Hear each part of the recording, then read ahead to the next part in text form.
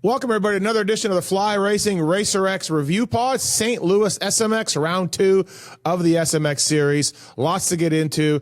The race was saved, I think, in my eyes, by some controversies, which we will touch on in this podcast. Thank you again for watching and listening. Appreciate it. And, man, really cool to have Fly Racing on board with this podcast. Code PulpMX to save when it comes to fly racing. RJ Hampshire, Fly Racing. Dean Wilson, Fly Racing. Of course, Cooper Webb, Supercross champ as well. Use code PulpMX when you're checking out at flyracing.com to save. And also, when you look at the helmets, the Formula helmets, between the Rheon technology, the Conehead EPS design, the lightweight, how quiet the thing is, do your research, do your homework on helmets, and you'll see the Fly formula is amazing, man. It's simply the best thing that Fly makes. And I tell them all the time, take the logos off. You can sell them to non-Fly riders, and they don't listen to me. But check out that Formula helmet, man.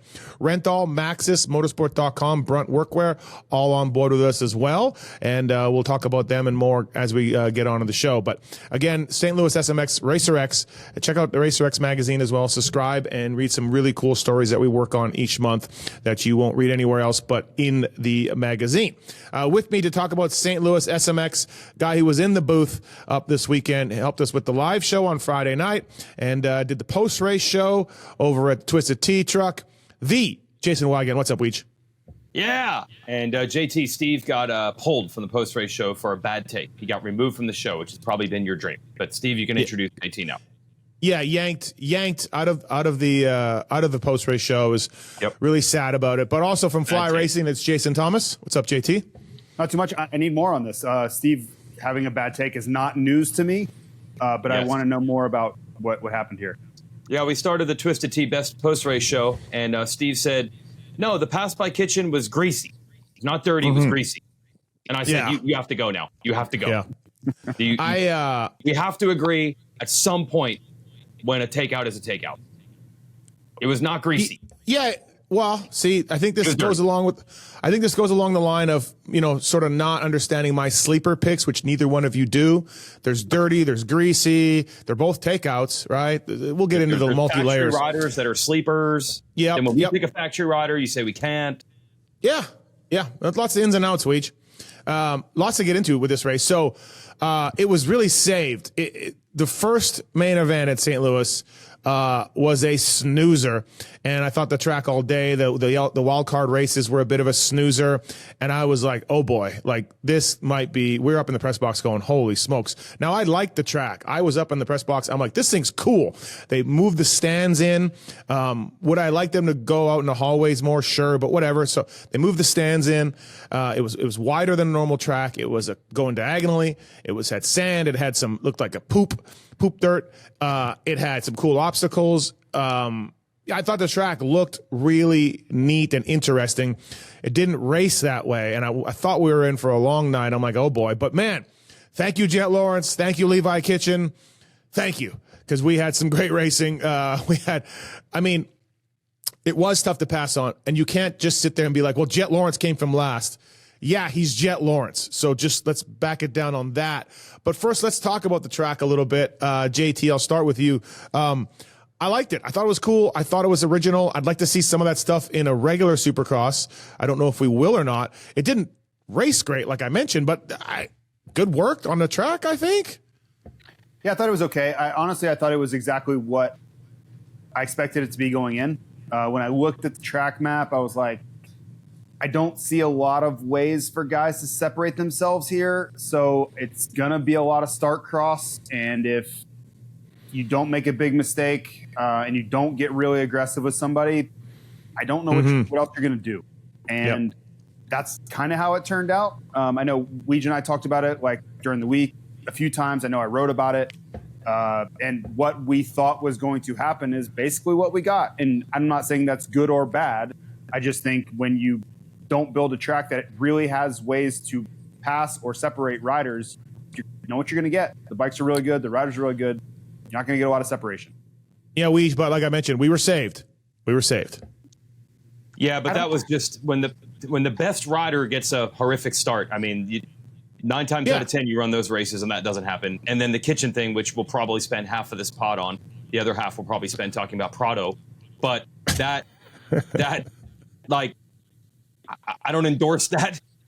Yes, it made for a wildly dramatic night and championship, but those are two things that probably shouldn't have happened. Jets shouldn't have started last, and Kitchen shouldn't have taken out Deegan. This was my fear with the whole hybrid track thing. I've said this 100 times now, I feel. You have 50 years of experience plus knowing that the two best ways to hold a dirt bike race are in a baseball or football stadium or in a motocross track. And to try to do something new that's actually better than both of them, I think it's just a tall order. And I know that people always want to bash on the supercross tracks and so they need to be more creative. They need to do more different things. Sometimes I think it's like we kind of know what a supercross track should look like. And if we start going out of the box, it's not going to be better. So this whole hybrid thing, I respect that they're trying to make it motocross and supercross together, but maybe we don't need to try so hard to make sure it fits the definition. Just make it a track you can pass on. I love your point. When you continually work on something to make it better, right, 15 plus times a year for 40 plus years, and then you just magically think you're going to change it and be better, like that, you're asking a lot. Like the odds of you being better right out of the box are very low. Yeah. Are you guys in danger of maybe getting fired for next week? Like, I can't believe what I'm hearing here. It's amazing. I know you say we're shills, but no one said anything. I just said all week I didn't think the track was going to be like anything superb. Like just looking at the map, I thought it was going to be kind of eh.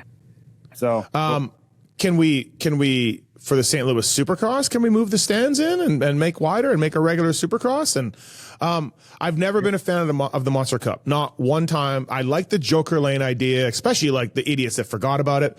You know, I always thought that was pretty cool. Making the Joker Lane shorter was good, I thought, because you could make a pass.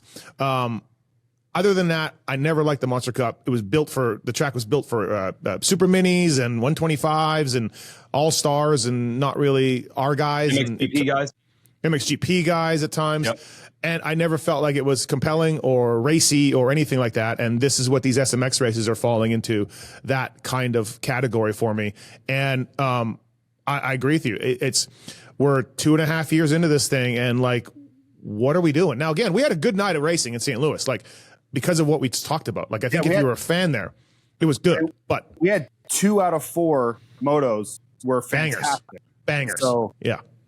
I don't know. Like, I'm not going to just get forced in the face. Like, do I think we could really take a look at the tracks to try to make the racing better? Yes. But I thought this weekend delivered, and you could say it was outlier events that caused it. But guess what typically causes the best races we've seen? Outlier events, first turn crashes, battles. Like, yeah, a lot of times it is that. Yeah, it's true. It's certainly not like every Supercross with whoops and normal Supercross obstacles is always amazing either. But as you've been saying on your show, Steves, we're starting to build a little bit larger sample size here. And when guys like JT and RC and Stu say 100 times during the week, it's going to be hard to pass. And look, I almost feel like once you kind of know it's hard to pass, that even when they are close, you start to already know, like, is this really going to be something? Because you already know it's going to be hard to pass. And there was some passing, actually. There actually was. But each time there was a pass, I was almost surprised as opposed to the other way around. Well, it was a tamed down Monster Cup track to me, like a little bit. Like, you're just like, okay, there's rollers and there's, little doubles and there's obviously the one rhythm. But I mean, I guess the run with them got a little tricky because of the dirt bikes going over it, not because the lane itself was tricky. But yeah, like what are we doing? Like, so I'm ready, man. I'm ready to throw in the towel. Let's do one Supercross, full soupy. Let's do one motocross, and let's do some sort of hybrid. Boom. Might be the way to go. Not having whoops. Not having whoops is tough. It is, man. It really makes it hard to build, I would think. I mean, JT, you know better than me. I would think it's going to be hard to build a stadium track without whoops that will have more passing than a track with whoops, right? Well, I mean, whoops are the biggest separator we have in racing. Yeah. Just bar none. That is the biggest point of separation there is in racing. So if you remove that by definition, you're always going to have tracks that are more difficult to pass on than you would otherwise. So I think this was the next step above that, because even the jumps were easy. So now you have easy jumps, no whoops, tight corners. Like you're kind of removing all the ways that people pass. Like just not a lot left. Yeah. And I understand why they're doing it. Like they're trying to do this thing where we're trying to have a motocross-ish, supercross-ish track together. But I say this to my crew at Racer X all the time. I'm always like, hey man, don't box yourself in with a deadline or a rule you made for yourself. Like no one said that they have to be that way. Only the people making the tracks decided. It's not like the fans voted and said, we refuse to go. We will boycott these races if they have whoops. We will not go. You know what I mean? Like the series itself decided to make hybrid tracks. And maybe, actually, let me ask this, JT. It actually seems like it'd be a fun track to ride. Is that true? Maybe not race or pass, but it looked like it'd be a fun track to ride. Yeah, and I think, Steve, maybe you wrote or said that somewhere that you talked on to Twitter. a rider that all said it was really fun. Yeah, it was more. I got way more. This track was fun than I thought, because I thought that it was going to be like, oh my God, it was so boring, so easy, blah, blah, blah. And no, either on the record or off the record stuff, riders are like, it was fun track. Well, couldn't pass, but fun track. And a great way to say a track's not fun is when you're scared to death of the jumps and things. Yeah. This wasn't that. So yeah, I mean, because like after the finish, they were launching that thing, 2 whoops into that little 2 rollers in, and I think some of the guys were after the sand were doubling all the way to the bottom of that staircase. It looked like kind of fun, right? And on the tables and the 3 stuff like that, I think was pretty easy and fun for those guys. So yeah, we saw that. I again, sitting up in the press box the very first time, I didn't walk the track on Friday, and for Saturday I did, but Friday, well, walk's a loose term, but it's Friday, I'm like, this thing looks cool, but so props for the originality and the different types of dirt. But yeah, man. And also, where were the fans? Not well attended. St. Louis has had some ups and downs over the years, but generally it's been pretty packed the last few years. We've gone on an every other year basis. Yeah, they weren't there. But you gotta factor in seasonality here. In March and April, there's nothing to do. Yeah. Whatever the reason. You don't really have any sports going on at all, right? So now you're in the middle of football season. College football's going on, and whether I know a lot of our fans don't think college football matters, but where I grew up, college football is an institution. People are watching college football on Saturday. Like I know fans that are my friends that are like, yeah, I'm going to watch the race on Sunday. I got football to watch on Saturday, right? Like it's just a thing. So dragging them out of their house to go to the track to show up and miss a whole Saturday in the middle of like what is still summer, it was 95 degrees. I think it's a different ask than it is in March or April. Charlotte was good. Like not amazing, but Charlotte had good attendance. We're in the Southeast there, football country, but we don't really have anything to compare it to. You're comparing it to St. Louis Supercross in March and April.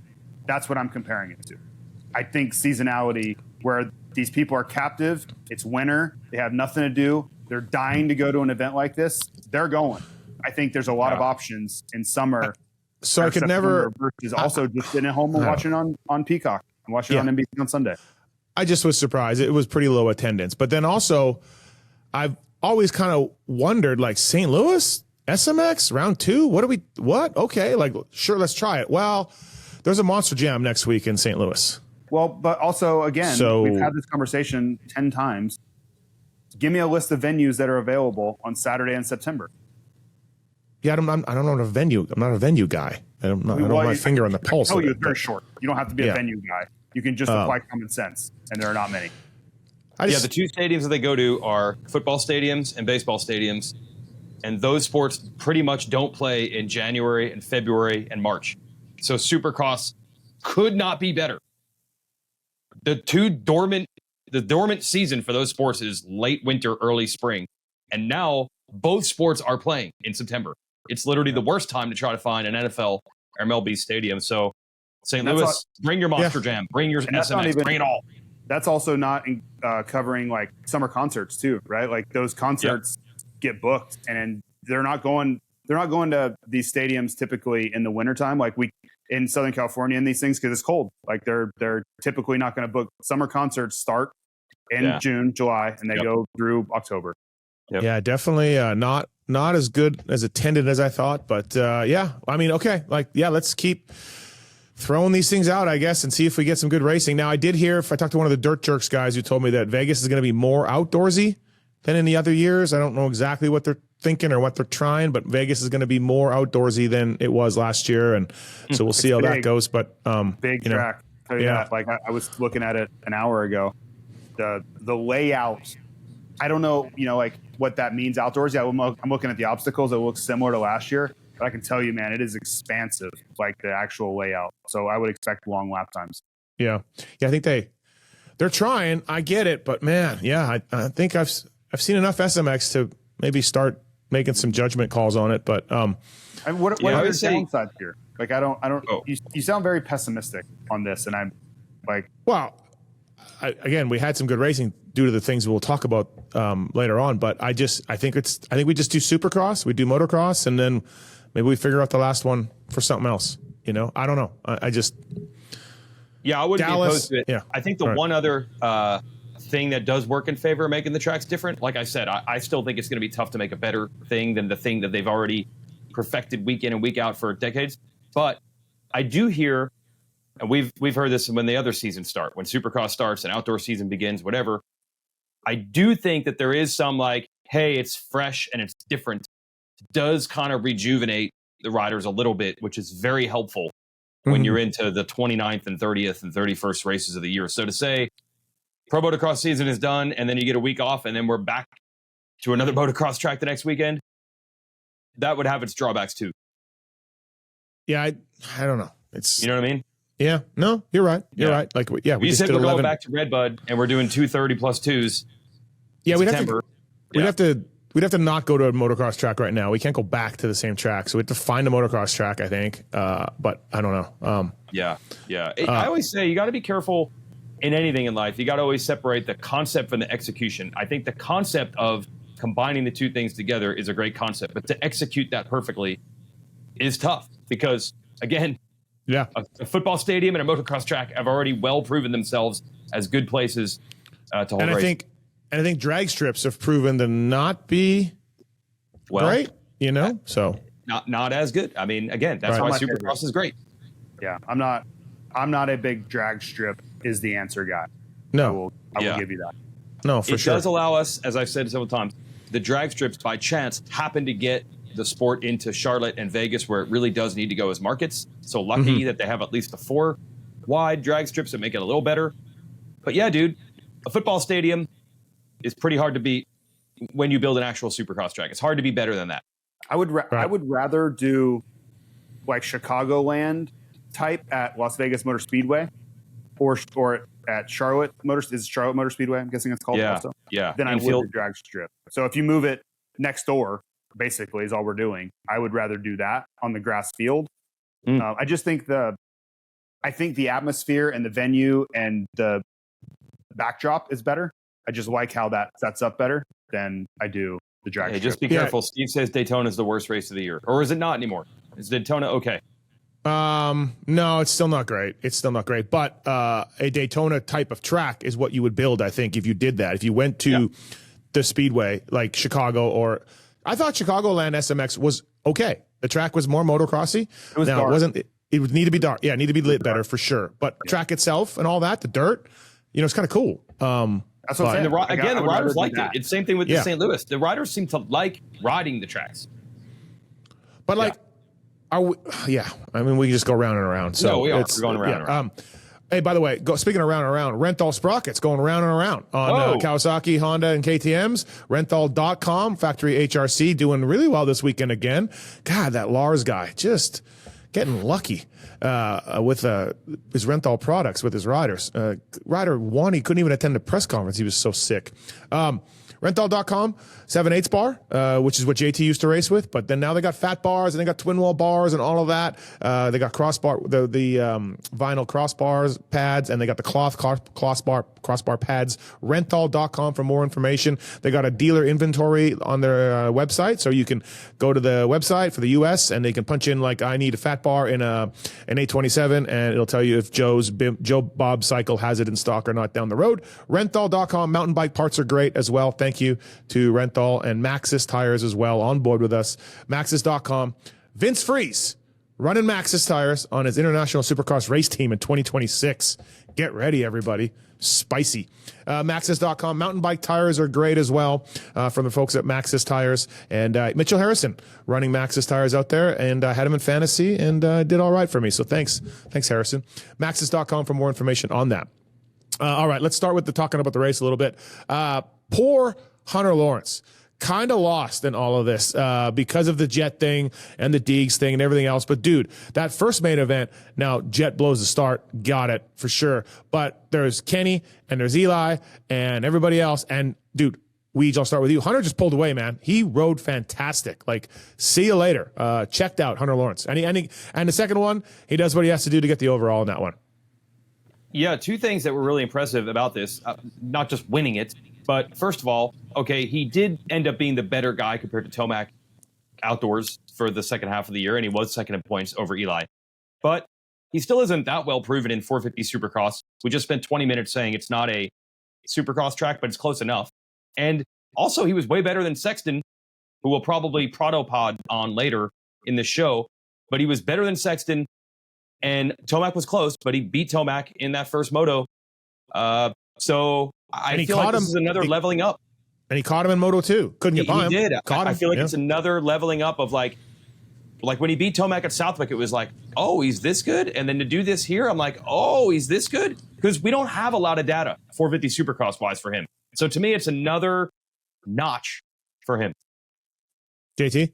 Yeah, I mean, from day one, he has exceeded my expectations. He has. From 2021 forward, he has been better than I have given him credit for. So I'm kind of like done with that. I just think he's arrived. Now, do I think he is as good as his brother? I don't. But I think he has established himself as one of the best 450 riders on the planet. That bar none. Like, I just think he has. Doesn't mean he's going to win every time or get second every time or get third every time, because he is one of the best guys. But I was always kind of like, yeah, I don't know. Like, I don't know if he's going to take that step. I'm done with that thought. Like, he's proven himself in Supercross, running up front, like not a huge body of work, but enough. Motocross, yes. Easy, yes. And then these hybrid tracks, like, he gets up front, he gets a whole shot. He checks out first moto, second moto. He's pressing the pace forward. Like, I don't know. If you're waiting on something, which I certainly was for a long time, I don't know what you could possibly be waiting on anymore. Yeah, he kind of threw it. Got Augie the doggy here. He kind of threw it in my face. Hunter did before his rookie year in 450s, because I was like, like he kind of won the 250s by being sort of the last good guy standing. Everybody kind of it was time for him to win if he stayed healthy, I felt like. And I'm like, okay, he won. Like he should win. He's the factory Honda. It's his time. He didn't get hurt. So I was a little bit like, is he going to be Zacho? Is he going to be AP? You know? Yeah. And I was saying that on my review shows, and then he made a snarky comment to me at the A1 press conference. And I was like, okay, whatever. Well, yeah, he's gotten better than that. Like he's better than I thought.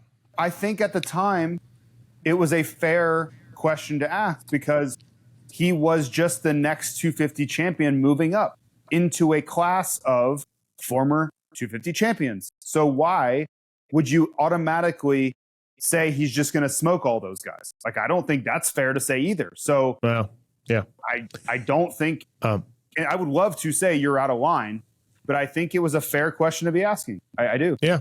No, he's great. Full props to that first moto. Like I said, it's going to get lost a little bit in all of this, but see you later. And that's not, and I mean, you know, Kenny, Eli were right there. And he pulled away. And then second moto, he passed Coop, passed Kenny. I think he got past Kenny, didn't he? Or did Kenny start behind him? And then caught Tomac, you know, and then it was kind of what he needed to do for the overall. So good job, Hunter Lawrence. He is 6 back. And with your guys' gimmicky point series that you have, it's 9, right? Between first and second in Vegas, because it's triple points. Yep. So, hey, he could do it. He could win this thing. Winner take He's just got to beat his brother. It's winner take all between those two again. Yeah. Yeah. He's just got to beat his brother, which is, you know. And I know that I think it's hard to hype that, because this is also what has made it hard for probably Hunter to get the credit he deserves, because he's always compared to the dude sitting right next to him, who is an alien, probably as good at riding as anyone has ever been ever. So it's like he's always going to be the second best guy in all combos. But we just saw on Saturday, when it's only one race, if you run it in a simulator, Jet beats Hunter more than Hunter beats Jet. But it's only one race. And we just saw it. All Jet's got to do is blow a start one time. Or you got to have a kitchen type guy on the track. You just, when it's one race, you got a shot. Yeah, no. We'll see this weekend. I mean kind of what they did last year too, right? Yeah. Hunter was great. Hunter was great at this race last year. So it was. It's not like we have this track's going to be similar. Conditions are going to be similar. It's going to be 85. We know what we're going to get within reason. It's just, how does it play out this time? Because Tomac was fairly close in the fight a little bit, but it was those two. Like it was those two last year. I don't have any reason to think it won't be those two again. No, I'm with you. They're going to get the starts because they got the magic button, and they will follow each other around. And Jet will probably win. What happened to the button, dude? In that first photo, I think he was on the other side of the gate from Lars, and maybe it didn't go through the doghouse. Maybe they put lead in the doghouse or something, and the button didn't work. But holy shit, did he blow that? I did talk to him about the start. Yeah, and also he blew the fake start because of Chase as well. So he hit the gate in the fake start, then he blew the first start. But go ahead, JT. He said he got too far forward on the bike in his body positioning, and then the rear tire spun, and then when it spun, he just basically got edged out like elbows, and then it was over. That's exactly what happened to me at Washougal. I was too far forward. Yeah, spun. Right. I know that bike. I get it. Yeah, he really blew that, and then he was really cautious down the first rhythm lane. Like, I don't know what's going on. I don't know who these people are. I don't know what they're doing, because he even lost a couple more spots that he had gotten a little bit, like say 2 or 3 guys, and then totally backed out of that rhythm lane, was last again, and then now the work starts, right? What was sicker, Weege? What was more super sick? Off of the inside double for Jet, or the pivot early, cut across the track, and go on the table? I actually like to pivot down and triple onto the table more. I bet you, JT, you might be able to say that the doubling out of that off camber was actually harder from a technical perspective. Oh, dude. But was so aggressive. It was just so much faster and more aggressive looking, the cutting down and tripling onto that table and then getting inside on that rhythm. So to me, that looked more spectacular. But Davies and Anstey were going off of it too once in a while. I saw that. Yeah. So there was other guys. Jet figured out that pivot right away. So that was awesome. It's like any of those guys could do that if they realized that it was happening. Yeah. Right. The other thing, Eli started doing it. Right away. It was cool. But like the technical aspect of it, it's pretty low. It's just more of like realizing the traction was so good, getting back to the right there. It's just neat to see him. Oh, watch this, rap, and then just keep getting guys. I'll tell you what. Are you talking about tripling on? No, I'm talking about the pivot was like just cool to see him figure it out. Oh, tripling on. No, doubling out of the off-camber. Sorry. I am talking about tripling on. Yes, that's low technical aspect, but neat for him to watch figure it out ahead of everybody else. Well, when he did it, like the Justin Cooper pass, I was like, oh my dear God. Like he obliterated Justin Cooper in that corner. Like he did it to a bunch of people, but that time was like the optics of it were. Yeah. He's sick. He's super sick. He's a great rider. So JT, you would say actually from a technical standpoint, the doubling off the off camber is actually harder. Oh yeah. Like those guys weren't not doubling because they didn't know it existed. They all knew it existed after the first moto. Like JT, I don't know if you heard him in the press call. He said he used a braking bump to do it. He was like, there's a little braking bump that I just was rap. It's like you're like, wait, what? Like ridiculous. Like I did Steve, you wouldn't have seen it, but I did a report on it after the race just to go look at it, talk about it. It's a 30-foot jump, 20-foot jump, but like the bike skill, balance, and willingness to do it, like lap after. Yeah. It's a microcosm of why I talk about this guy so special, right? It's like, yeah, cool, he's fast. We all got it. He wins a lot. Fine. But those little things and nuance stuff, it really separates him at times when he needs it. And you saw it in the second moto. He didn't do it every lap. And then when Eli like started pressuring him a little bit, he started using it, right? Like he has this ability to kind of turn it on and turn it off. And that's also the thing that separate him. Also in the sand, there was a little tiny roller. He was getting his front end out, exiting, that no one else was doing for a little bit. I think it went away at some point, but when he was working up through the privateer guys and kind of the bottom back of the top 10, he was going, over this little tiny bump, I guess, in the sand, and you could see him just immediately suck up to the guy ahead of him. And it went away, but you're just like, he's just light on the bike in the sand and jumping this little tiny thing that everyone was backing off on. You're just like, oh, this dude is so good. Yeah, that part was cool. I mean, look, he was dead last, and he caught Chase Sexton, which is we're talking about next. We're going to go into that. Like that, as it was happening in the first main. Is it moto or main? Moto. What do you call it? Moto. They're motos? Okay. Yeah, I've been tweeting and saying both, but it's officially motos this year. So it wasn't always motos. Okay. I always called them motos. Maybe I'm wrong. They said motos this year, and I'm like, I thought it always was. Officially across the board. Yeah. From the ownership, it is now motos for everyone. Well, as he was catching Chase in that first moto, I'm like, well, when he started, you're like, okay, where's he going to end up? And I'm like doing the math, and I'm like, okay, I think Kenny will go backwards. And I think Chase will get Kenny. Eli will get second. We'll talk about Kenny. And then Jet's going to get behind Chase. That's really what I thought. And I think Lewis and I said that in the press box. And then, dude, he was catching Chase rapidly and dropped him. And look, Chase is an awesome guy, but mentally, I think that's not good for Chase Sexton to see that. And then for Jet just to keep going. That was pretty impressive by catching Chase like that and dropping him by Jet. Wow. Yeah. Yep. In the overarching story of Chase Sexton, this was a dark chapter. This was Chase, you have the overall. Just don't crash on this last lap. Oh, you did, and then you sat on a berm with your head in your hands. This is in that chapter. Yeah, this is that. I still want to know what the hell happened on the last lap. Yeah. Press release said mishap. Yeah, I mean, we have it on video. Like I watched it 3 times. He goes over the finish line, and then he proceeds to go slowly for an entire lap. I have no idea why. I assumed we were crashed. done with our show, Steve. They actually, even in the TV truck, they're like, "Hey, all you guys that have watched racing your whole life, stay here. We just want to let you watch Sexton's last lap. Can you figure out what happened?" And I think every one of you guys. You guys are the ex-racers. You were all mystified. Yeah, he doesn't have a flat tire. He looks down once, so maybe like broken spokes or something. Yeah. That's the only thing I can think of would be broken spokes because there's nothing else visibly wrong. Yeah. But something's wrong because he goes from whatever he was in, 4th, 5th to 10th and makes no effort to stop that from happening. None. No. And when he went to the finish line jump, he actually knew he was going to roll it, either have to roll it or chose to roll it. He even put his hand up to signal to the riders behind him, I'm not jumping this.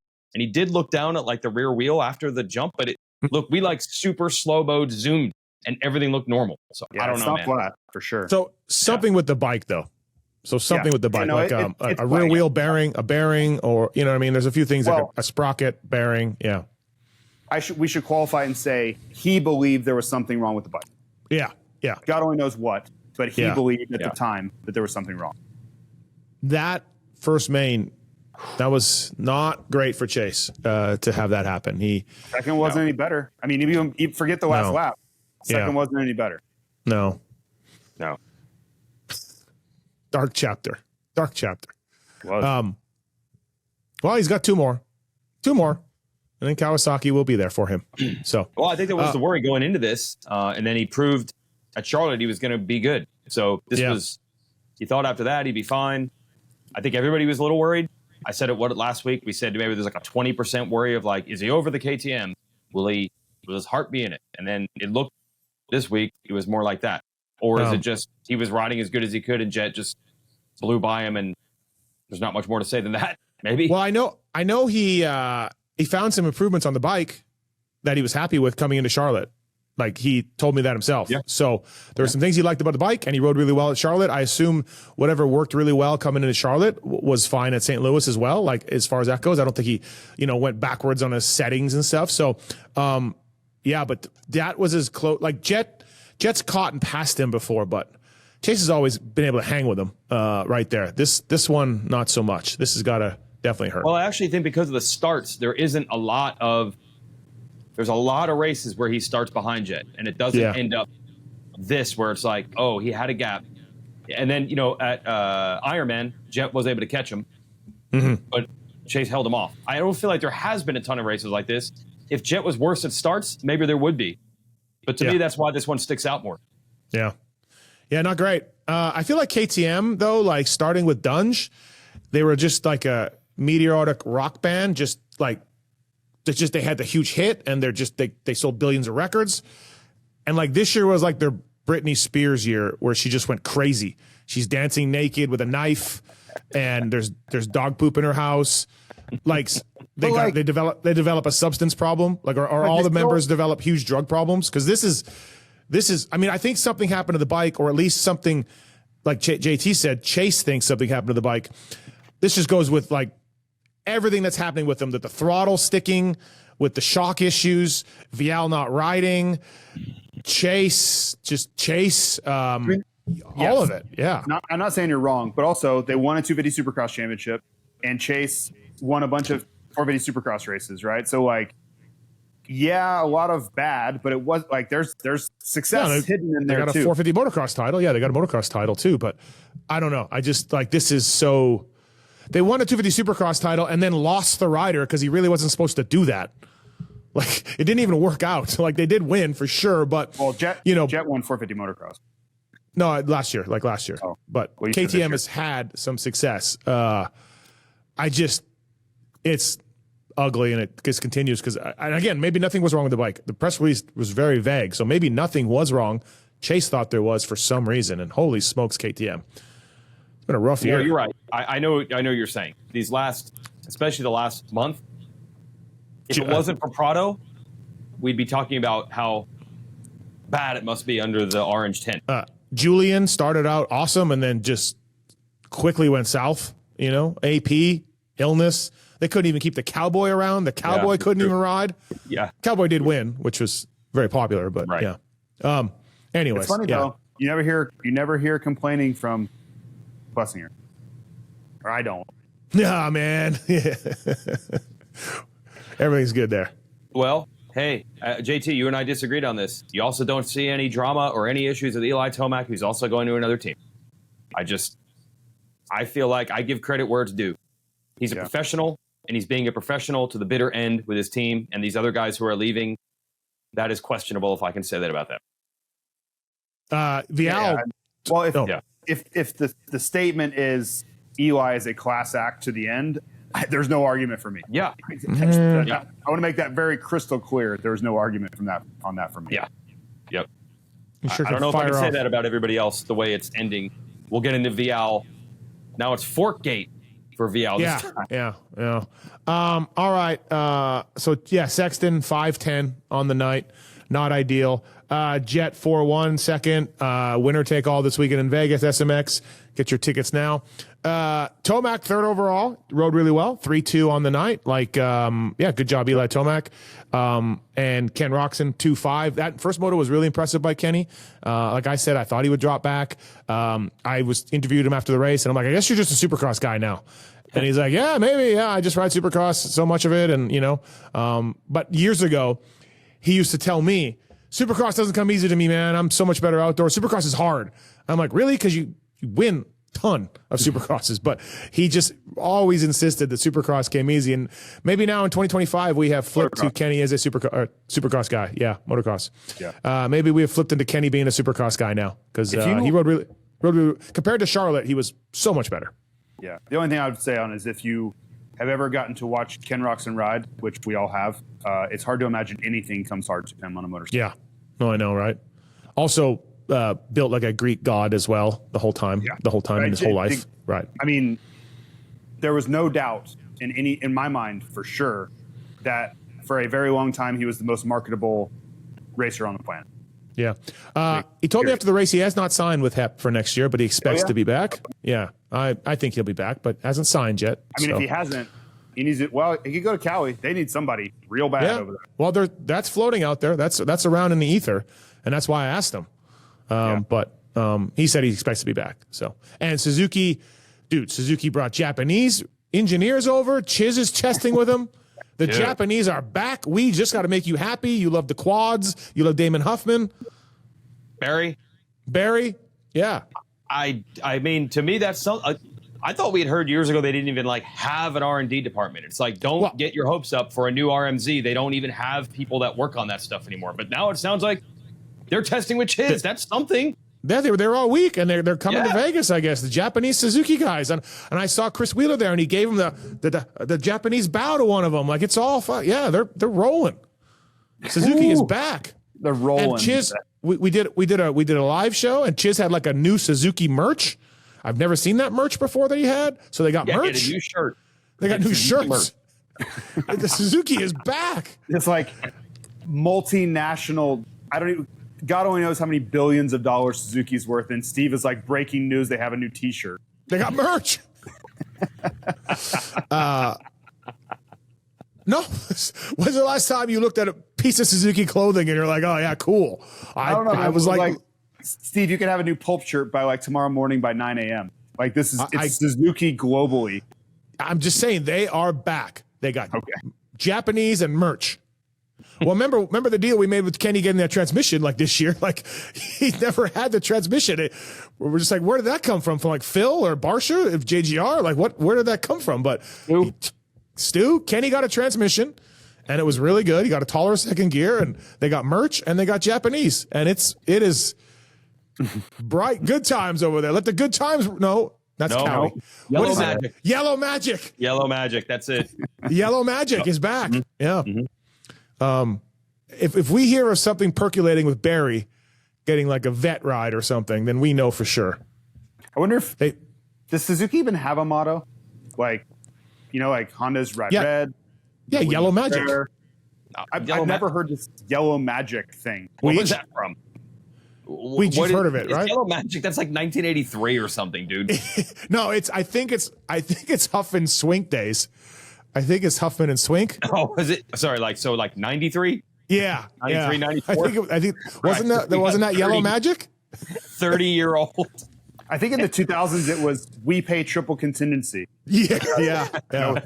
Well, we still use let the good times roll. Like we literally still use that.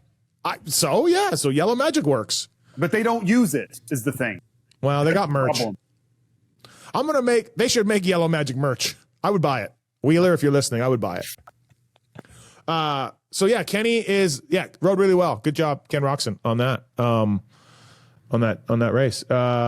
Second race, he was battling Coop hard. Couldn't get by him, but battling Coop. What else? RJ Hampshire 7-6. So after the race, RJ's like, I don't know why I didn't use a paddle tire. Everyone, the top four guys all had paddle tires. I didn't have a paddle tire. I don't know why they didn't let me use it. Not let them, but it seemed like it was recommended in the interview. It came across to me like it was recommended, do not use the paddle tire. And so he used that 82, the off-road tire.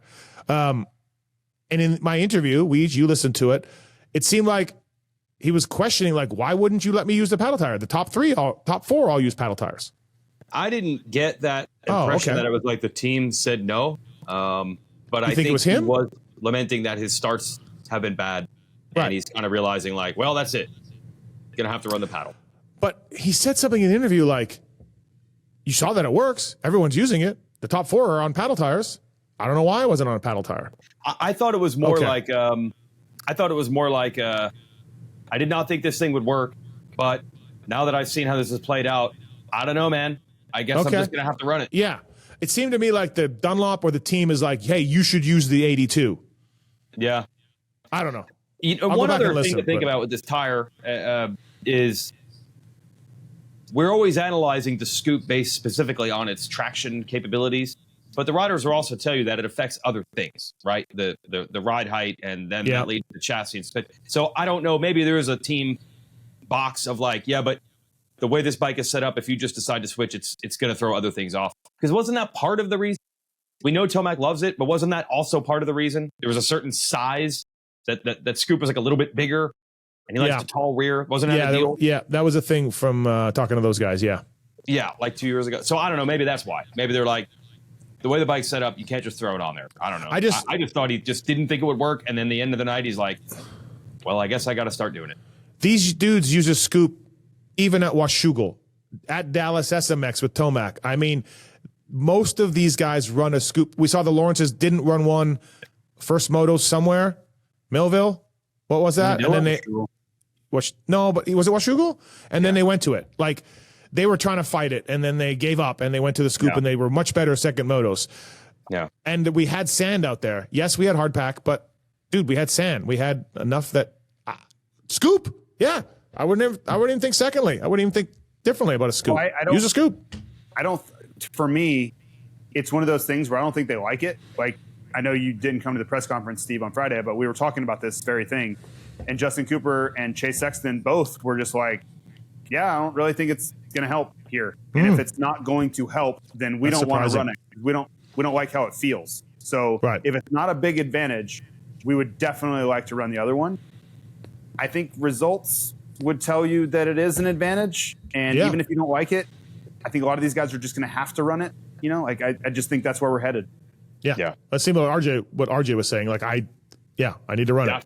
That's what I think. He just didn't think it would work. And then the end of the night, you see what the other guys run, and you're like, well, okay. Yeah.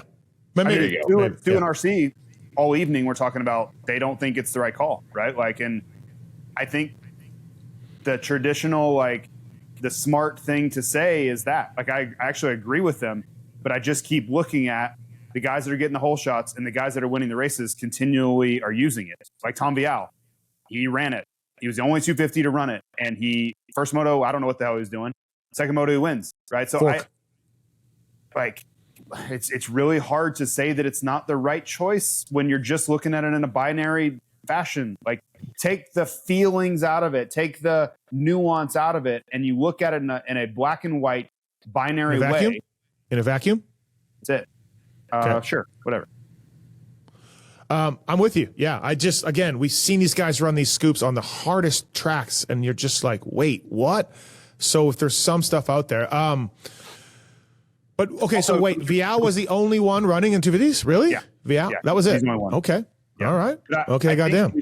Somewhere in there, we probably should give Dunlop a lot of credit for improving that thing. Like, that should probably be a byline of that. Yeah.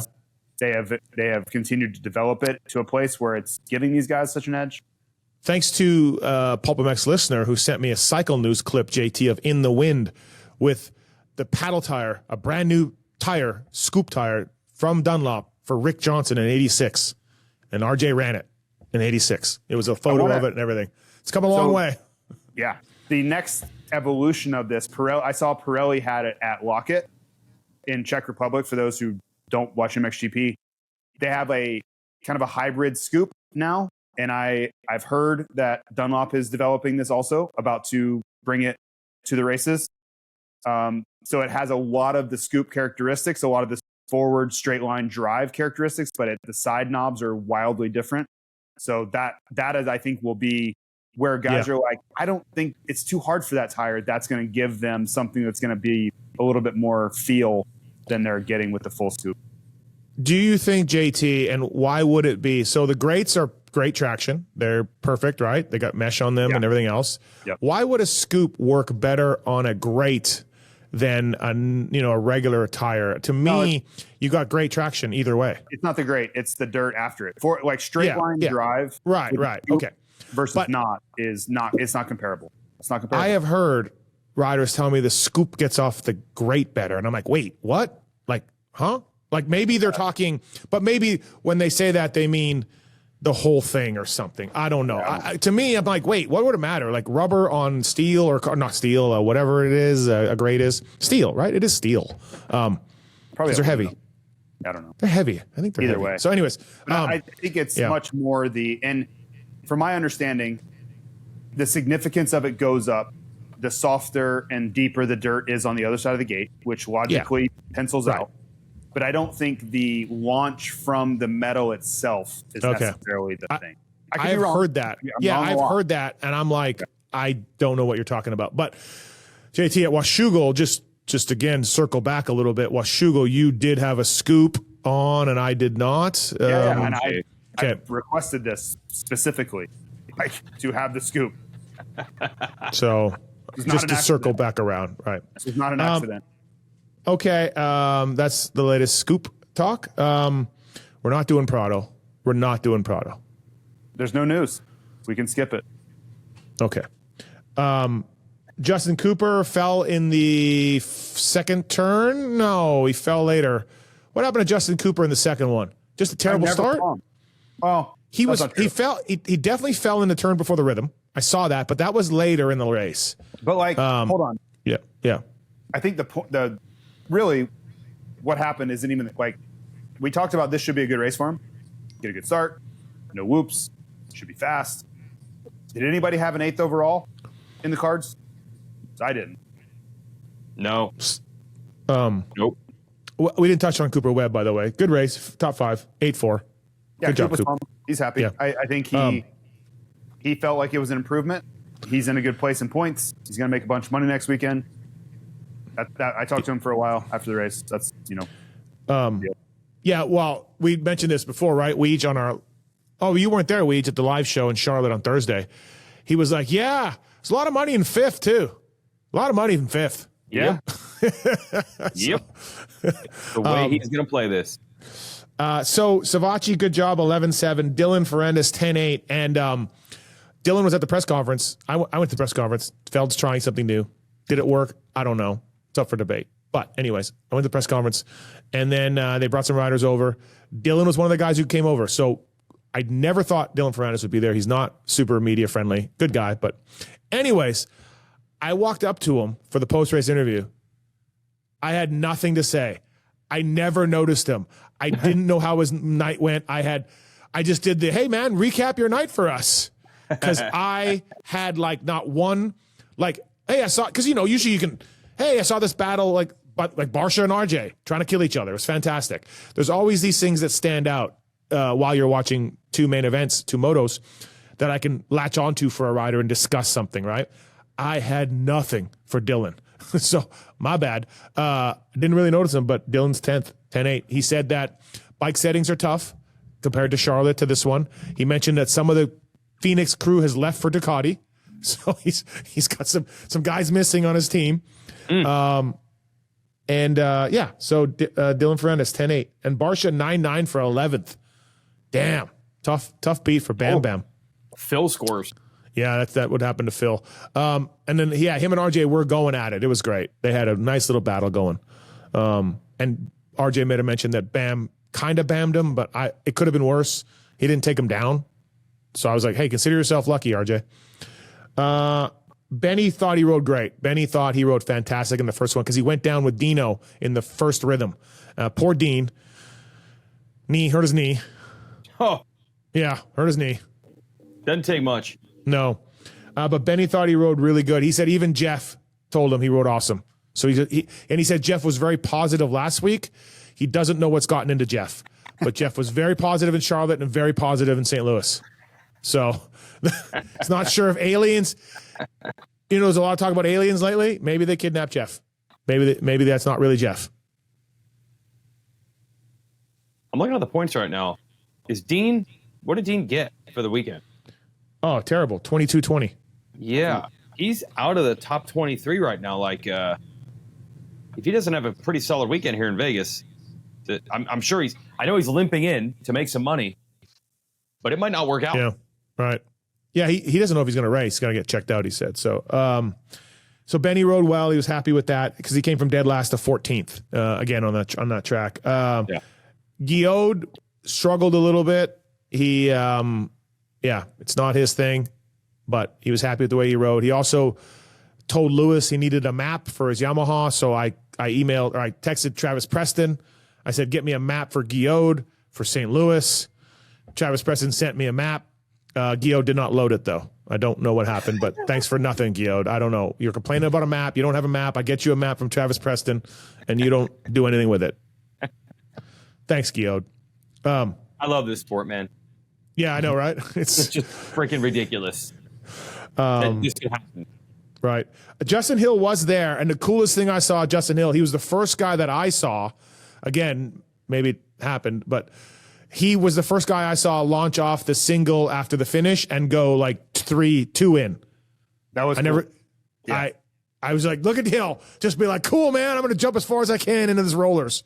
So he was like, he's the only guy I really saw doing it at all. Yeah, Benny was doing it. Yeah, but like, I don't know. Yeah. It wasn't like the line, you know? Right. Kind of like the quad out in the sand that more 250s were doing than 450 guys, and they talked about it in the press conference a little bit. Yeah. Chiz made it. Good job, Chiz. We inspired him from our live show on Friday night. Thanks for coming out if you did come out to the theater. Appreciate that. Oldenburg had a shitty second one, crashed his way back, and that's about all I got for 450s. Yep. You guys? Got anything? Yeah, same. I talked to Gio also, but that's not anything different than what you had. So, yeah. Cody Schock. Good job. Cody Schock got 16-12. down. Yeah, but he was down. You know, he was down in the first rhythm of the first race. He told Will Christian after the race that he bruised both of his heels and could barely walk, but he could ride okay. Mm-hmm. And the result was actually decent considering that. Yeah. And now he's 15th in points. I'm looking at it's from the shitty Budds Creek where he had to go to the wild card races to 15th and making, I don't know, that's probably like 10 grand, 20 grand. Shout out to the club kid won the futures, the SMX next. That's good for him. He's cool. He's a Canadian kid. Malinowski. Okay. Is he Canadian or Minnesota? No, he's Canadian, I think. Canadian? Yeah. Are you sure? No? He sounds Canadian. Pretty sure he's from Minnesota. Pretty sure he's from Minnesota. I thought he was from Minnesota. Almost, I would be willing to wager. There's something.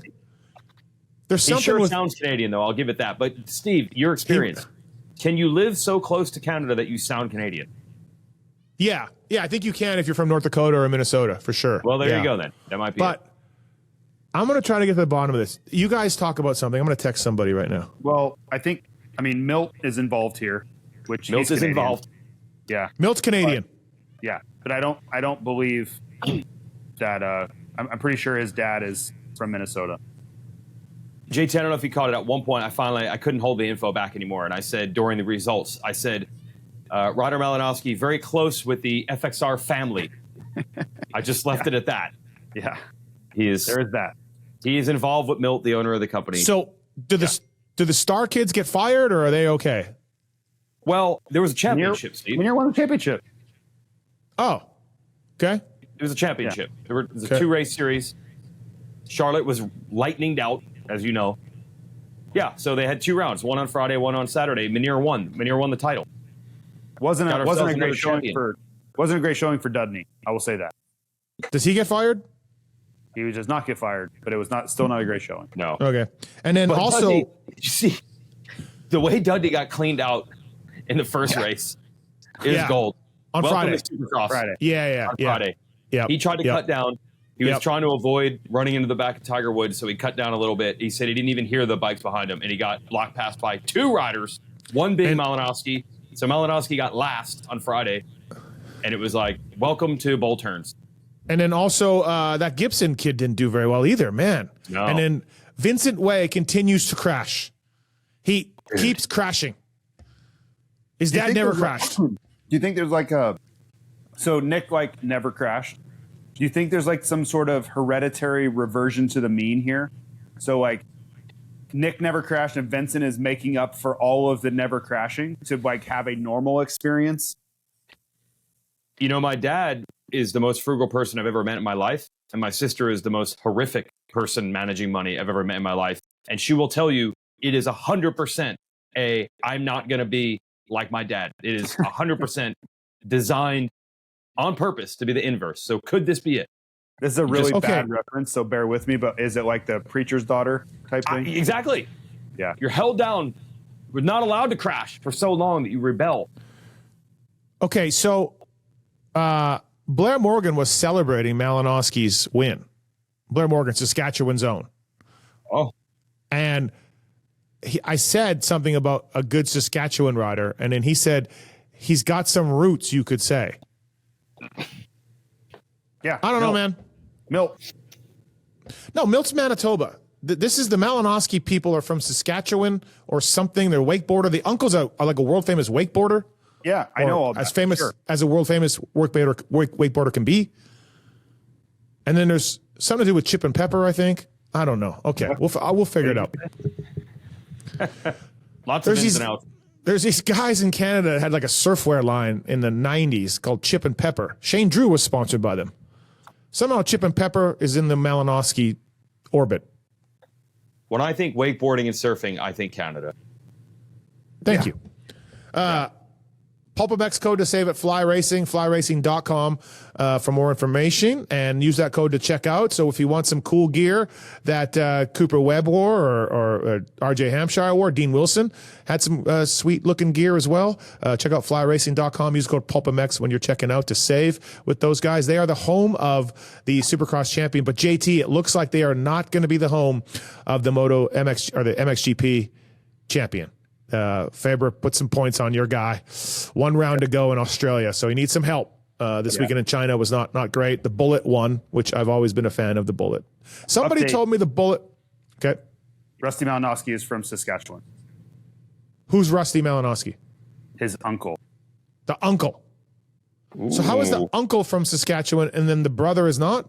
I don't know. Maybe they moved to Minnesota. I don't know, man. Okay, but all I know this is just what I'm saying. This is like Brayton claiming the Iowa kid. I can claim Malinowski. Yeah, I don't know. I just wanted to backtrack a little bit because there's a Saskatchewan something. Okay. Yeah. It looks. I mean, there's a race to go, but it looks like Langenfelder's going to win MX2, and it looks like Feber's going to win an MXGP. That's what it looks. But you get a title with Langenfelder, so you get MX2. Well, don't count our chickens before we hatch. Anything can happen. Okay. It's not a 40-point lead anymore, but that would be awesome. Yes, it would be a huge milestone for sure. Also, somebody told me the Bullet has as many wins as Kunin or Feber now. Excuse me? Overall wins? Bullet has as many wins as Kunin? In this year's title chase. Sorry, I was like, wait, what? No, which I'm not. Yeah, probably. They probably have 3, 4. They probably both have 4. Yeah. Good job, Bullet. I've always been there for him. Hold on. I would think Kunin has more. All right. I don't know. Somebody just told me that. Okay. Renthal, Maxis, Fly Racing, motorsport.com as well. Thanks to the Motorsport guys. Go through the banner to help us out. OEM and aftermarket parts. If you got a secret street bike like JT, they got parts for you. E-bike stuff, dirt bikes, all that OEM and aftermarket parts. Free shipping on everything over $79. Motorsport.com. Thank you to motorsport.com for all that they do. #1 online ordering place in the world. Motorsport.com. And Weege on X Maps as well. Yeah, on X Maps. They got trails, whether it's Minnesota, Saskatchewan. They don't really do anything for wakeboarding or surfing in Canada. But if you want to find single track trails for a mountain bike, for an adventure bike, for an enduro bike, they've got it for you. Jeeps, side-by-sides, hikers, hunters, you name it. So go to onxmaps.com or OnX Offroad in the App Store. Take it for a test drive. Or type in the code RacerX, all one word, all lowercase. And I believe the discount is 20% off of a subscription. Yeah, I've texted 4 people about Malinowski right now. No reply. Yeah. One other thing about Malinowski, remember that horrific night for Club MX when Fedorovtsov, who's gone. Is he gone? I have no idea. He's gone. He's alive, but he left the team. Yeah. Okay. Yeah, he left the team, and he's not on another team. So Fedorovtsov is gone. What was the order there?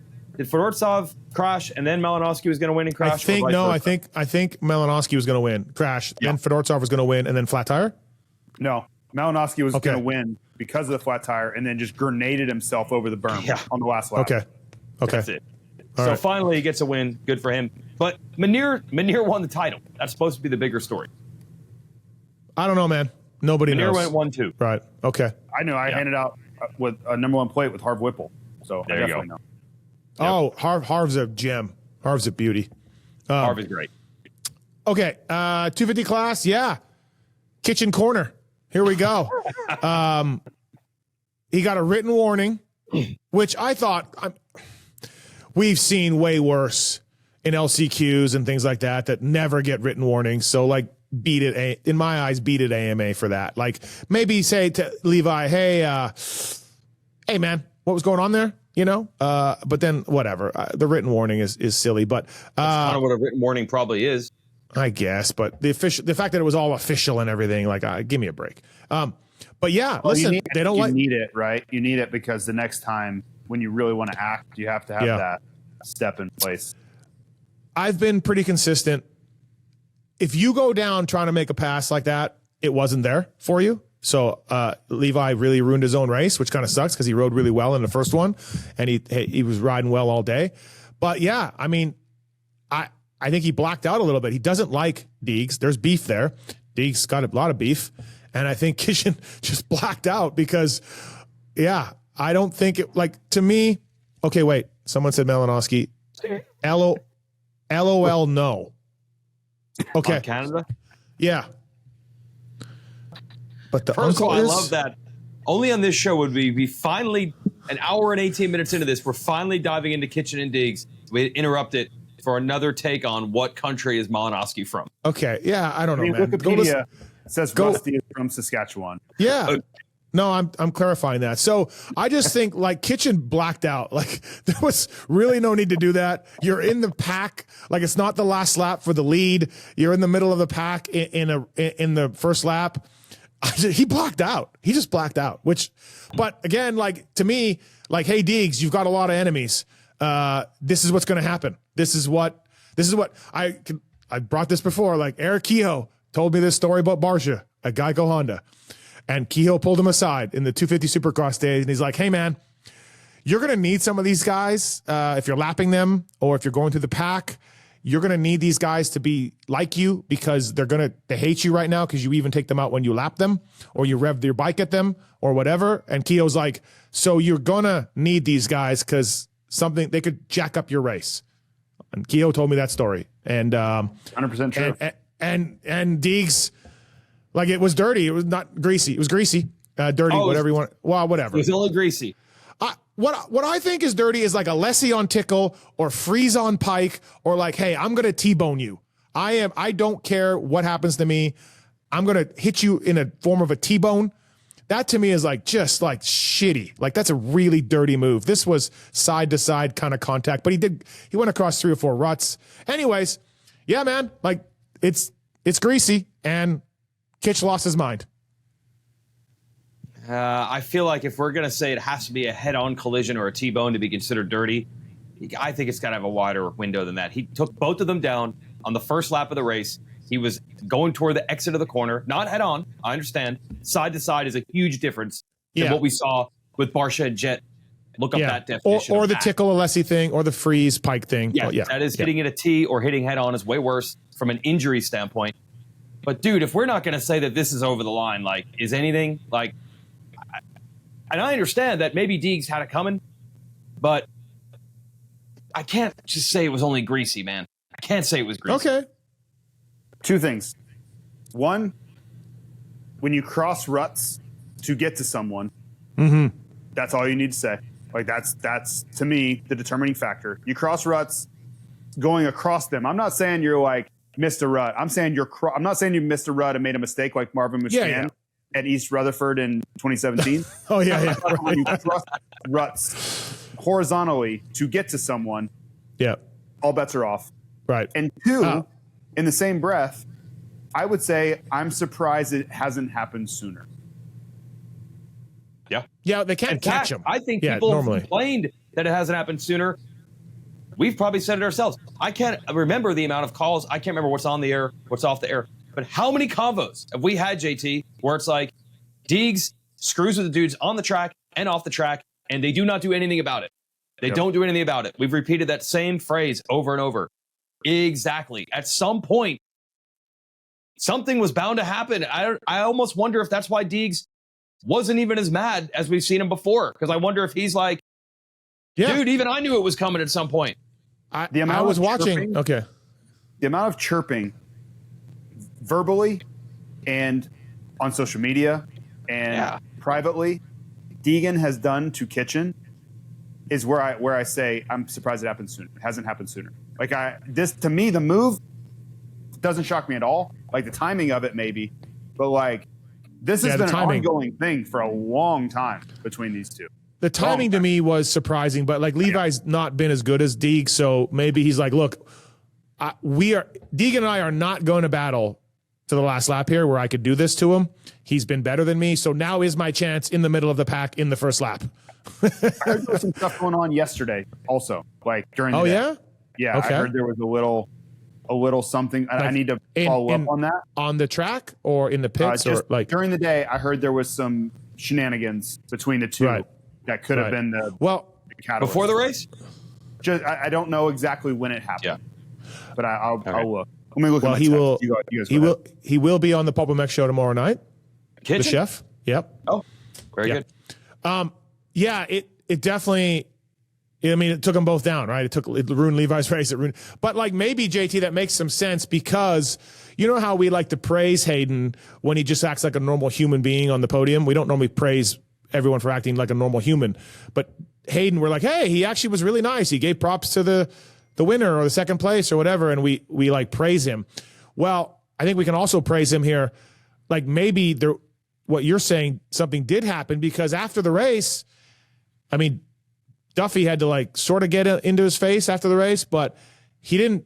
Like I heard back in the pits, he just walked by the truck. There was no words exchanged. There was nothing after the race when Kitchen was waiting there because they had to wait. They held Kitchen to let the bulldozer go through. Yeah. And I'm like, oh shit, here we go. And nothing happened. So maybe Hayden was like, well, this goes back to yesterday, and I guess an eye for an eye. I don't know. I'm just speculating, but I credit to Brent for like kind of de-escalating anything like in the moment. I thought that was really smart by Brent to do that. And I to your point, I thought Hayden was gonna come unglued, and he did not.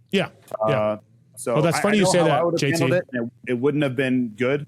I would not have handled it well. So kudos to all of them for taking the high road.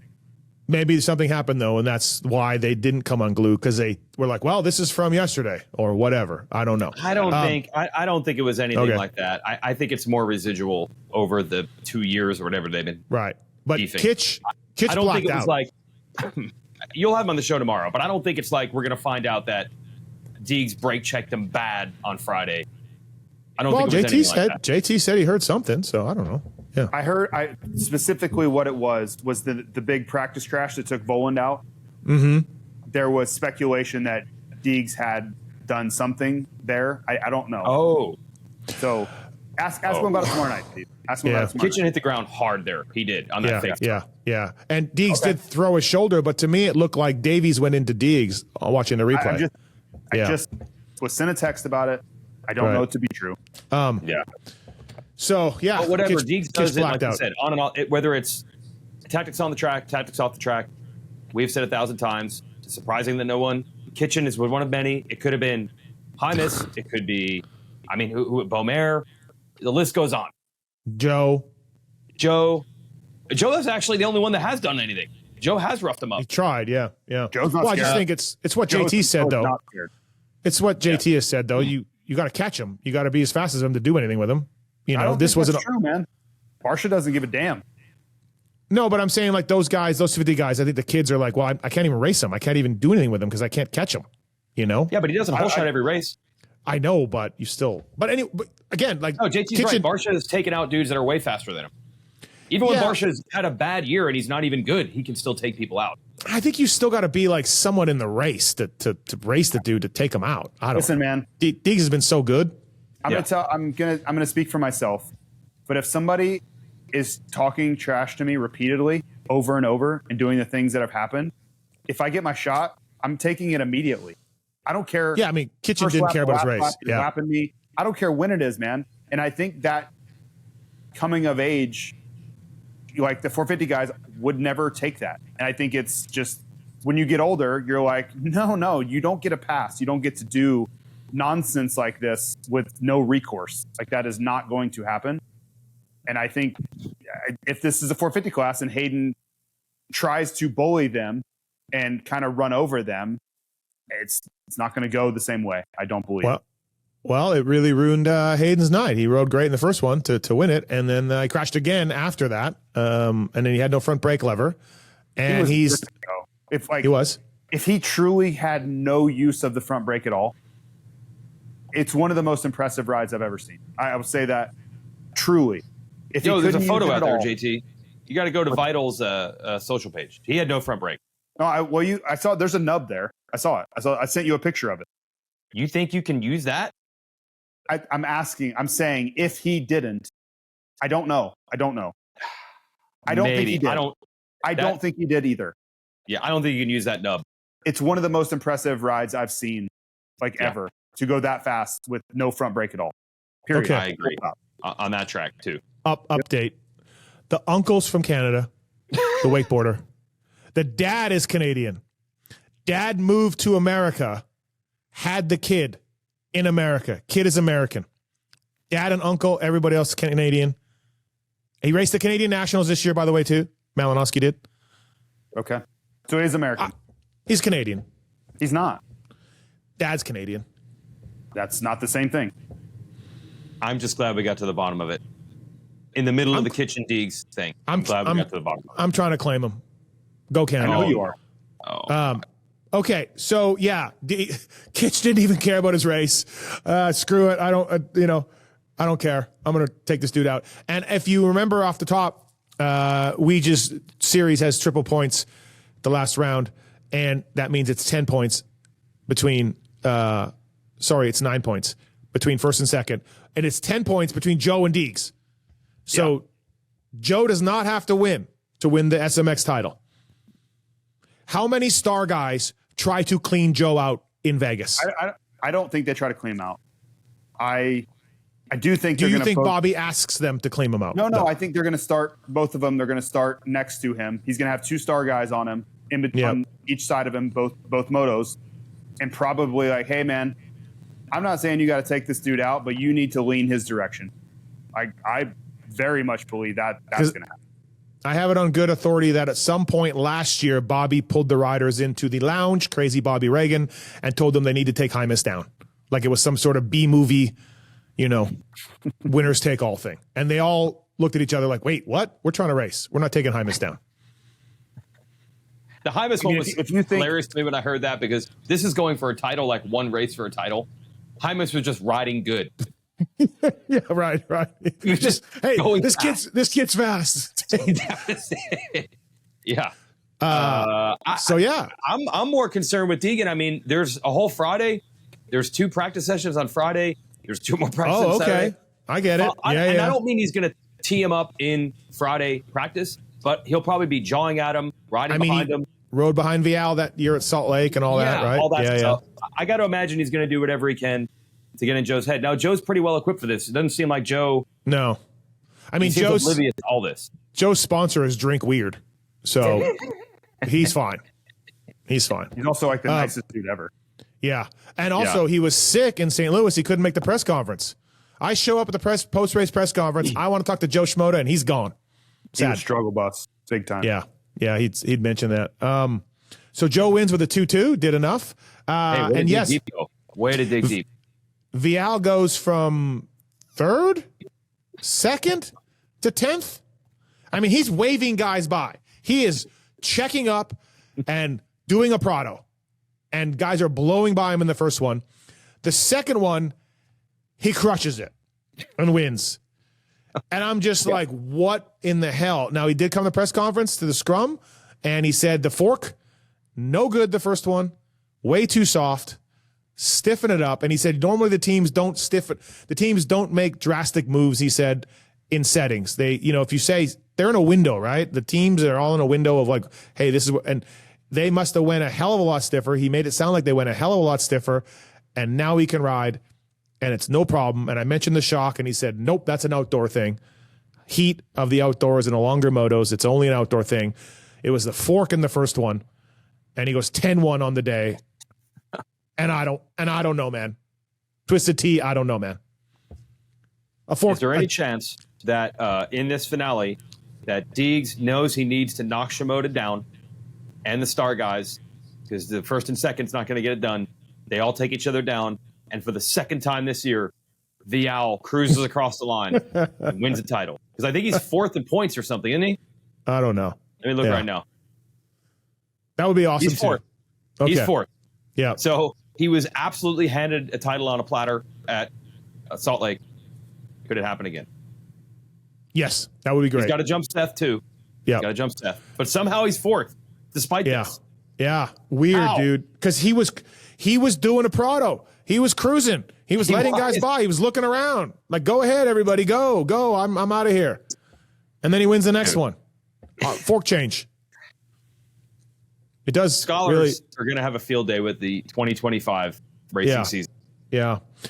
Seth goes 3-3. Good job for Seth Hammaker on the day. He rode well, and he is 3rd in points. So Seth's having a nice SMX series. I'm just so impressed with the dude. Okay, he did go over the bars insane in the qualifying last week. Charlotte. But beyond that, I just cannot believe how improved he is. And the thing that usually guys don't improve on, like Seth has been fast and he crashes, he's fixed it. And some guys never fix it. He fixed it in 1 year. Dazzy fixed it. Dazzy fixed it. Yeah. Remember when Dazzy's on your show and you're like, how did it go? The conversation was hilarious. I was like, I don't know, man. I feel like guys who crash always crash. Yes. And he said, he's like, we've fixed it. We've already fixed it. Yeah. And here's Hammaker, month 9 of the season. To be fair, I think Burner's going to be really bummed at you guys if you just say Dazzy. Sure. Well, it was only because Dazzy happened to be on Steve's show talking about it. Like Burner listens to this. Okay, so one thing Seth revealed something in the press conference that said a lot. He revealed to you that he has this colitis and he's got these physical issues, and he has just learned that when he's getting tired, just back it down. And before, he was going for it. And everybody knows you make more mistakes when you're tired.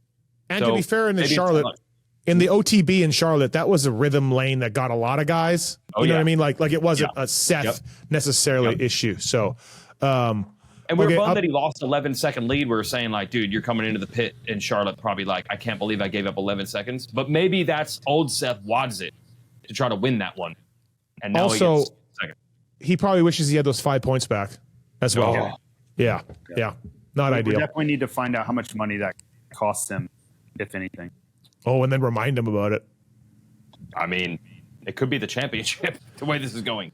Nate Thrasher, man. There he is. There's Nate, 3rd overall. Good job, Nate. He said in the press conference, again, that they found a bike setting the last 2 nationals, and he went 7.5 at the last 2 nationals. It's a link. He mentioned a link. And now he's happier and faster with the link, the magic link. So good job, Nate Thrasher. 3rd overall. Oh, by the way, Brunt Workwear, use the code PulpMX Show when you go to bruntworkwear.com. Weege, you're not really a working man, but if you were a working man, like Rod Bell, who comes to fix your HVAC, or, Hugh Lokowski, who works on your dirt bikes, check out bruntworkwear.com. Get the Marin boot. It's waterproof. It's comfortable right off the bat. PulpMXShow.com to save it. Brunt Workwear. Great clothing as well. They got some real working men's clothing as well. Again, not applicable to me or Weege, or even really JT for that matter. But if you are like a working man, a construction guy, you're getting up early, digging ditches, like the guy in Texas, East Texas, bruntworkwear.com. PulpMX Show saves you money. And the code PulpMX saves you money at flyracing.com as well.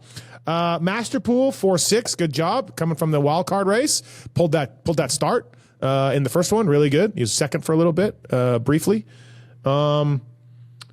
Hey, for him, I know it's not Supercross, but it was something. Yeah, Cole Davies went down in both. For sure, the first one, for sure the second one he went down. I think he just blew the start in the first one. I thought I'd see more from Cole Davies. Him and Anstey were doing that little quad in the sand though, which was cool. That was big. I put him in the Justin Cooper category for the weekend. Davies? Yeah. All right, Drew Adams, so. Ryder D was fast again on the board every session, really good. I was texting with him that he's an SMX specialist. And then he had a really rough night. I think he just crashed or bad starts. I know he crashed one of them and then bad starts. He was at the back. Wait, you know what? I'm going to look real quick. I bet you Ryder D got the hard charger thing or whatever. Let me see here. By the way, we had a split lane, and kudos to Brandon and timing and scoring. They actually had in the scoring, I don't know if you guys noticed it, they had an arrow on whether inside or outside was the fast lap for the riders, on which part of the split lane they took. Wow. It was cool. Actually in the times. Okay, I'm completely wrong about Rider D. He didn't really pass that many people at all. Passed one person in the second one, and in the first main. This is why stats matter, people. He did pass 9 guys in the first main, second to Nate Thrasher, who passed 11. So I knew he had worked his way up in one of them anyways. So, Marchbanks, I don't know. He's injured. Schwartz, Park, Ross, Yoda. The wild card things too, guys. Like we got to fix it. We got to fix it. I think what you do is you just bump everyone up, right? And then you continue to take 2 from the wild card race. Yeah, but either way, even if you do that, we're still saying in the end, you're going to have a gate drop with 2 guys in it? Or 4 guys? Let me take 2? Okay, fair point. I don't know why I didn't think of that. If you did bump everyone up, now they're not racing the wild card races, and now you have 5 guys on the line. You need to call more rod bells. You need to get 6 more rod bells. Can we? Yeah, like Toronto Supercross way back. Honestly, they should put Ricky and James and JT, and if they need guys, put them on there. There's race Brayton, Adam, Yogi, JT, RC, Stu are all there. Yeah, all fast, all good. Sure, you guys can do a lap or 2. I'm not fast. You only need 4 minutes or whatever. Taking 9 out of the wild card of 12, like it ain't working. I agree. It's, and why can't I feel worse? What I really feel bad for are the 2 guys that don't make it. And they don't get paid. Like Harlan was saying last week, because he got last. There's no money for last in the wild card race. I don't know why, but apparently just last gets no money. Well, I mean, JT, you raced. You got last. I'm sure JT, you got last in some LCQs where you wadded your brains out. You still got money. Well, yeah, I had to qualify for the night show first. Yeah, that's what I'm saying. Yeah, like, but if you got last in the qualifier in the daytime, you got nothing. No, I know, but okay, I don't. So you're saying the wild cards are in the daytime? I don't AKA know. AKA daytime qualifier, right? I think you should get something. I do think you should get something. I can't confirm, but Hard Dog said nothing. So he was like, great. I came to Charlotte, absolutely got kicked in the balls for nothing. But yeah, so these wild card things, these LCQs or wild cards aren't really working either. Like, damn, dude. And the problem really is that top 20 thing. If any LCQ took 7 guys, it wouldn't be the same. No, right? That's what you're saying. It needs to somehow get back to what we're used to from an LCQ, which is top 2, top 4, or whatever. By the way, I had a great conversation with Yogi. What a gem. He's coming on the show tomorrow night. He's coming on the show. Love it. Yeah. He's doing a good job. He told me about all the stuff he's been doing and talking to, and like he wasn't bragging because Yogi does not brag. Yogi, there's no ego with Yogi. So we were just talking about things that I was asking him about things he's doing. Why did you guys do this? What's going on with that? And dude, he's trying to make it better. He really is. And I said, like, how's the pay? Like, why are you doing this? You're rich. Why are you doing this? And he's like, yeah, the pay's not great, but I'm just trying to make it better, man. I'm just trying to make it better. And then JT, you would love this. We started hilariously telling Duke Finch and Whitelock stories. So, well, the stories difference between Duke and Whitelock it's a really broad range between those 2. But yes, why you like the Duke? Duke was fine. Duke is a really nice guy. He was a nice guy. Say bad things about he wasn't great as a referee. Whitelock, not a fan. Right. Not a fan. Duke had a pony. He did. Duke was also every riders meeting. JT. There's a race and you're not in it. If you see the blue flag and there's a race, you're not in it. If you see the blue flag, that means there's a race going on and you are not in it. Yep, that was his line every single riders meeting. Yep.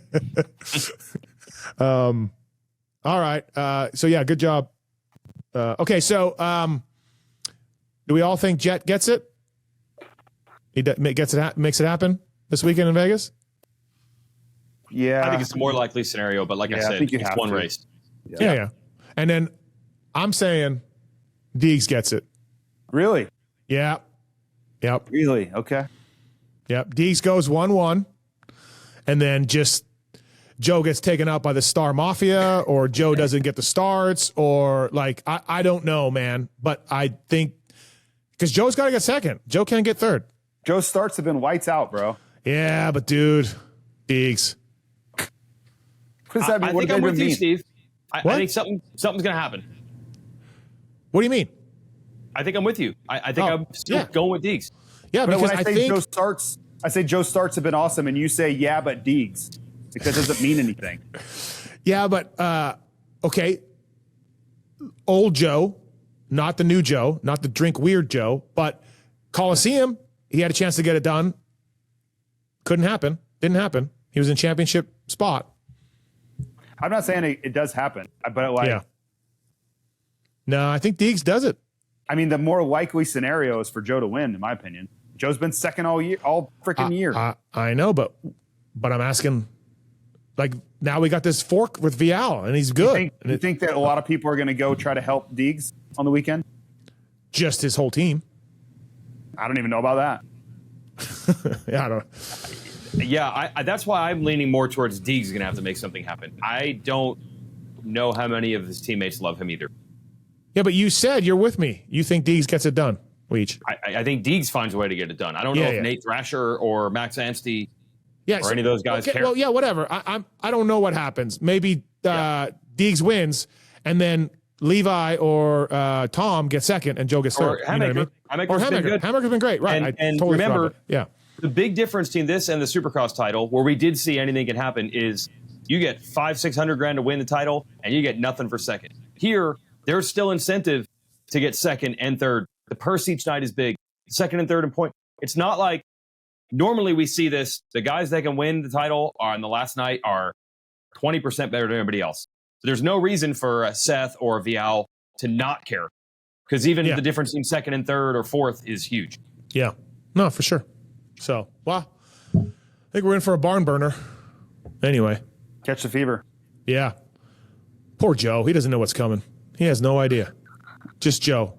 Nicest guy ever. Vial's going to come across again. Somehow. Can RJ take anyone out in the 250 race or no? No, I don't think so. I don't think so. By the way, Kellen talked to Mitch about the move, and Mitch, I was on Twitter today. Kellen posted it for Swap Moto about Mitch, and Mitch is in there saying like it wasn't as bad as RJ's move, and then RJ replied, "It wasn't." Question, like it wasn't like RJ was still not stoked that Mitch was like comparing those moves. So our guy Aaron Hansel did an interview with RJ. I think the Tuesday after that race. RJ's explanation for that was actually, it made a lot of sense when he explained. Yeah, he's like, Seth thought Vial was behind him. I passed Vial, and I knew I had 2 turns before Hammaker even knew that it was now me instead of Vial, and I was like, I'm going for it in these next 2 turns before he even knows I'm there, before he even knows to protect. And when you hear that explanation, you're like, yeah, he knew he had 2 turns to get it done. And boys, did he try. Yeah, he dove into it with me after Paula. I said, hey, I haven't talked to you since Salt Lake. And then exactly that. He's like, I had to get it done. What was I supposed to do, man? He didn't know it was me, and I knew I could get him and surprise him and blah, blah, blah. So and then if you just sit there, what if he just pulls away? Yeah. Ultimately, Beaumare really jacked it up. Bad. Yeah. Okay. Anything else? St. Louis, SMX. Thanks again for the live show. That was a lot of fun. Thanks to Chiz for coming in. Michael Antonovich. What is it? Antonovich. Thanks to Michael Antonovich for coming in as well. We have another one on Friday. Yeah. Oh, yeah, shit. Yeah. Buy the tickets. I got an idea for a guest, by the way, you guys. A special guest. So I'm going to get with you. Are we at Space again? Or we're at Space again. Yeah. We're at Space again. Yep. Okay. Tickets available. We're going to have no promises. We're working on a very special guest for Friday. One of them will just be Phil, but the other one should be special. And not the one you told me to get. I told you that's not going to happen. Different one. Okay. Yeah, different one. Okay. Yep. Okay. Yep. That one, I was surprised. Too bad. Okay. Tickets available on pulpmex.com. Us three, maybe Kiefer, Phil, a live show. These are a lot of fun Friday night. And then also Saturday after the race at the Huddle Brewery, we will be having a retirement party for Chiz. I expect both of you there. Well, JT won't be there, but I expect you to be there. I did not know about this. At Skip's Brewery. You were there last year, right? For Phil's thing? Yeah. Okay. So thanks for watching and listening, everybody. Fly Racing, Renthal, Maxxis, Motorsport.com, Onyx Maps, Brunt Workwear, all on board with us. It's JT, it's Weege. Thanks, boys, and we will see you Friday. See ya. See ya.